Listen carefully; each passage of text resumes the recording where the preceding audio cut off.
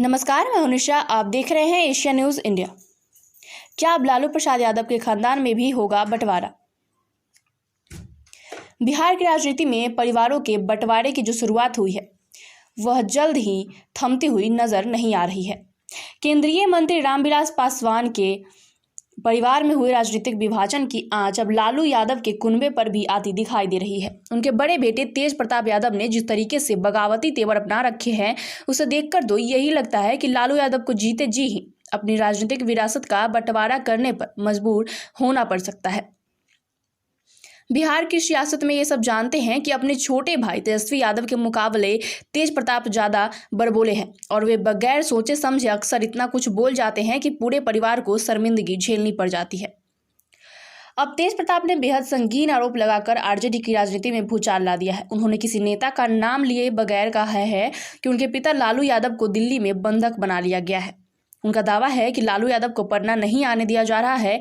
उनके मुताबिक 4-5 लोग इसमें शामिल है जो पार्टी का राष्ट्रीय अध्यक्ष बनने का सपना देख रहे हैं।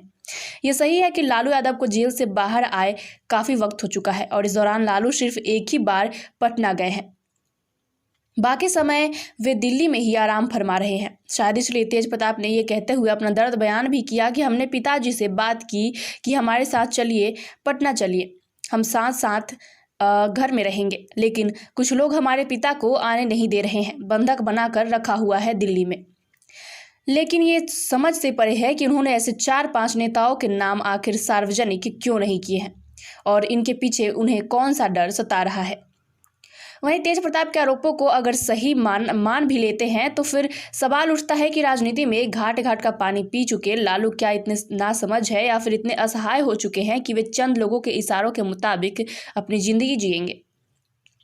हालांकि आरजेडी नेताओं के मुताबिक तेज प्रताप के इस आरोप में कोई दम नहीं है। सच तो ये है कि लालू दिल्ली में अपना इलाज करा रहे हैं और डॉक्टर की सलाह पर ही वे यहाँ रुके हुए हैं। हालांकि तेज प्रताप ने एक अलग संगठन बनाकर परिवार पर पार्टी में बगावत का बिगुल ही तो पहले ही बजा दिया है। पिछले अगस्त में आरजेडी के बिहार अध्यक्ष जगदानंद सिंह से शुरू हुई तनातनी के बाद तेज प्रताप ने छात्र जनशक्ति परिषद के नाम से अलग संगठन बनाकर पार्टी को चुनौती दे डाली है। दरअसल जगदानंद सिंह के खिलाफ मोर्चा खोलने की वजह भी है। आरजेडी की छात्र इकाई के अध्यक्ष पद से आकाश यादव को हटाने के बाद ही तेज प्रताप यादव ने ये कहते हुए बगावत का परचम थाम लिया कि इस तरह से किसी को पद से हटाया जाना पार्टी संविधान के खिलाफ है। जगदानंद सिंह की तुलना हिटलर से करते हुए अपनी उपेक्षा से नाराज तेज प्रताप ने तब ये भी कहा था कि जब पिताजी यहाँ थे तो पार्टी का गेट हमेशा खुला रहता था, मगर उनके जाने के बाद बहुत लोगों ने मनमानिश करनी शुरू कर दी है। कुर्सी किसी की बपौती नहीं है। हालांकि जिन लोगों ने मुगल इतिहास को पढ़ा है वे यह जानते होंगे कि मुगल सम्राट शाहजहां के बेटे औरंगजेब ने अपने बड़े भाई द्वारा सिक्कों का शेर कलम करवा दिया था।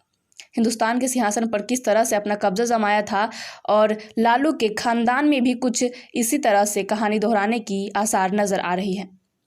फर्क सिर्फ इतना है कि यहाँ बड़े के मुकाबले छोटे भाई राजनीतिक रूप से ज़्यादा ताकतवर है। लालू की सियासत को नज़दीक से समझने वाले मानते हैं कि सत्ता पाने की भूख तो दोनों ही भाइयों में है, लेकिन कोई तो ऐसा है जो उन्हें आपस में लड़वा कर अपना सियासी फायदा देख रहा है। शायद इसलिए सियासी गलियारों में ये सवाल उठ रहा है कि दो भाइयों के बीच लड़ाई के बीज बोने वाला और बड़े भाई को छोटे के खिलाफ बगावत के लिए तैयार करने वाला नेता आखिर कौन है। वह आरजेडी से ही जुड़ा हुआ है या फिर कोई बाहरी नेता है। जाहिर है कोई तो ऐसा है जो पर्दे के पीछे से लालू के परिवार में फूट डलवा कर अपना सियासी भविष्य सुरक्षित करना चाहता है। वैसे इससे भी इनकार नहीं किया जा सकता कि बिहार की नीतीश कुमार सरकार को अगर कहीं से ज़्यादा बड़ा खतरा है तो वह आरजेडी से ही है, क्योंकि तेजस्वी एक विकल्प के तौर पर उभर रहे हैं। वैसे याद दे कि पिछले साल सरकार बनने के ठीक बाद लालू प्रसाद पर आरोप लगा था कि वह जेडीयू के विधायकों को तोड़ने की कोशिश कर रहे हैं ताकि बिहार में तेजस्वी यादव के नेतृत्व में आरजेडी की सरकार बन जाए। हालांकि ऐसा हुआ नहीं, इसलिए राजनीतिक विश्लेषक मानते हैं कि अगर आरजेडी में फूट पड़ी और उसका विभाजन हो गया तो इसका सबसे ज़्यादा फायदा नीतीश कुमार को ही होगा।